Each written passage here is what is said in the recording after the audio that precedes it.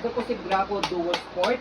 Twin stroller, good for newborn until 3 years old. Depende pa rin po yan sa laki timbang ni baby kung kakayanin po ng 4 to 5 years old kasi may mga baby po na hindi po katabaan, medyo petit po sila, kaya compatible sila dito sa stroller na po ito. Okay? So, ito po yung stroller na details po natin. Already washed na po siya, ready to use, and close to light new condition. Okay? So, ito po yung canopy, combination ng color black and gray. Okay? So, wala po yung faded, walang discoloration. May lock sa dalawang side. So, angat nyo lang po ito dito sa kabilang side para i-fold. Okay? So, seat pad, ayan. Okay na okay po siya, malinis. 5 harness, wala po yung putol.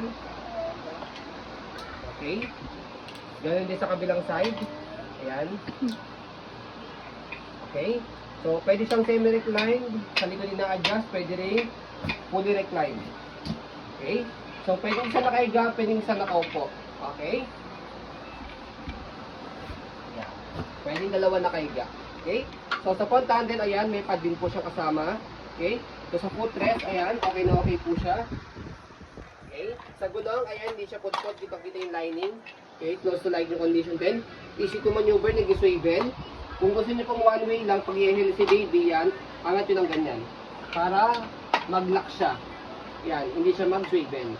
Baba nyo lang para mag-swivel ulit. Okay?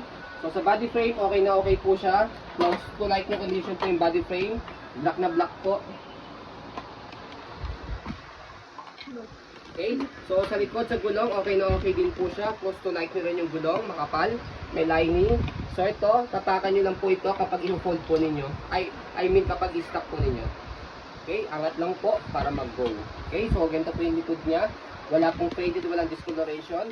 Ito yung likod niya. Kapag iupo, hatakin nyo lang po ito. Yan. Ganyan sa kabila.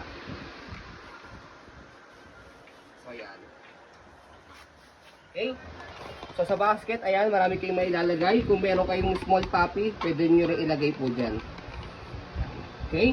So, body frame sa kabilang side, okay na okay din po. Pwede po sila susedan po. Okay? Regarding naman po sa handle niya, wala rin po yung issue. Yan po yung handle niya. Okay? So, normal po yung scratch po dito kasi kapag pinold po siya, mamaya papakita po namin po sa inyo. Okay? So, stroll lang muna natin sa saglit para makita nyo po na wala pong issue yung stroller. Yan. Okay? So, kapag pinold po siya, meron naman siyang instruction dito, slide and then squeeze. Slide, squeeze, and then pull down. Kahit hawakan nyo na rito, tapos fold. Okay? So, yan. Okay? So, ito kaya nagagasgasan to, minsan kapag ka natutumba. Okay? Kapag natutumba. Kaya make it sure kapag katulad yan, natutumba. Okay? Kaya make it sure kapag pinold nyo, yan, nakatayo siya mabuti. Nakabalance. Okay, nakabalance po siya mabuti. So, pag open po sa kanya, napakadali lang po nito. Meron kayo makikita push dito. Yan, bubuka siya. Then open. So, yun. Ganyan na po siya kadali i-open sa kayo fold. Okay, hindi po kayo mahihirapan. Okay? So, ayun po, as you can see, very details po kami mag-video. Kasi ang siya policy po namin, no refund, no exchange. What you see is what you get po. So, yun po, maraming salamat. Have a nice day and God bless po.